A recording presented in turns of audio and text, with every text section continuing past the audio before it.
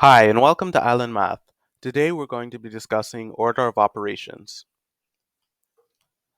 Here's a general overview of order of operations, and PEMDAS is the acronym that you're going to need to remember to be able to solve these kinds of questions.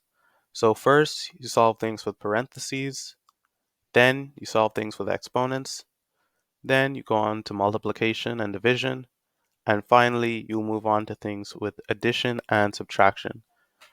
Now, once you get to the addition and subtraction part, you will simply solve from left to right.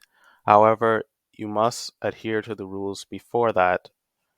And an easy way of remembering PEMDAS is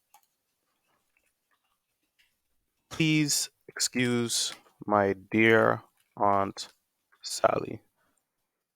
That's a way you can remember the order of operations. And now we'll move on to some actual examples. So, for instance, if I'm given the question 2 plus 2 multiplied by 4, cannot simply move from left to right in the equation since there's a multiplication sign here. And as we saw in the previous slide, multiplication comes before addition and subtraction.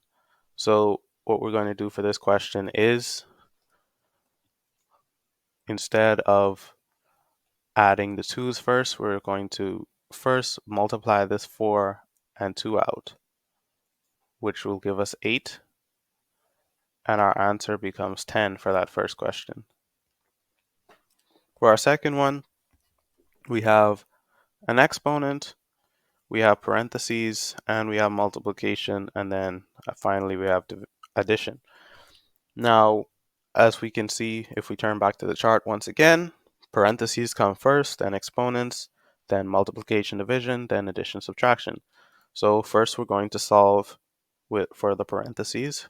14 minus 5 is 9. So we just rewrite the equation with that. 5 multiplied by 2 squared plus 9. Then we do the exponents since that's next. We get 5 multiplied by 2 squared, which is 4, plus 9. Then we have to do the multiplication. So then we will get 20 plus 9. And our final answer is then going to be 29. And so as you can see, it's quite simple once you are able to remember parentheses, exponents, multiplication or division, addition or subtraction, then everything should go smoothly. So for this last one, we have a bit of a longer question. And in addition, we have more parentheses. We have some parentheses within parentheses. And so the way to do a question like this would be first, let's just solve this. We get 49 divided by. Now, for the large parentheses here, the outer ones, there's an inner parentheses as well. So what we're going to do here is leave the outer section first. So leave the 7 multiplied by, and we're going to solve the inside part.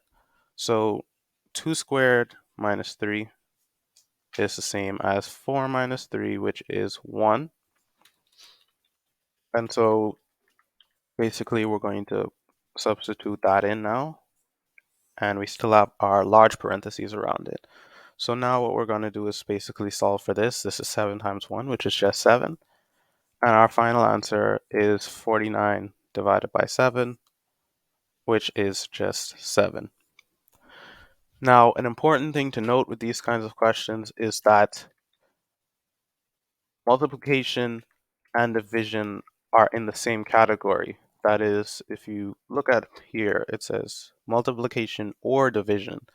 So if you have a question with both multiplication and division in it, such as something like this, 7 multiplied by 6 divided by 3, for instance.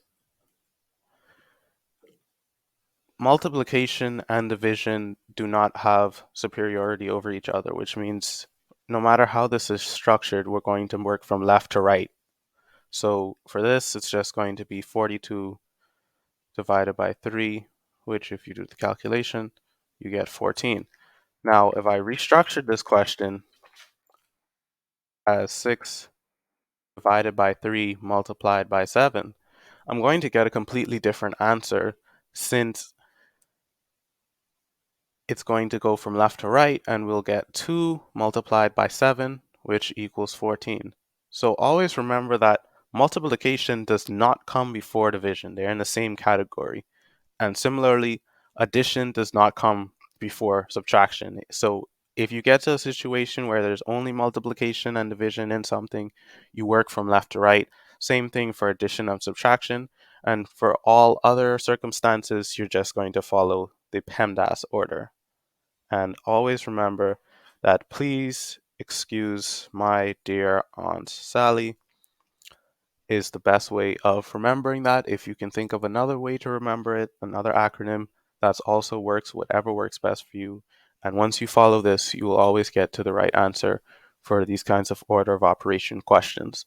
I hope this was helpful, and I hope to see you in the next video.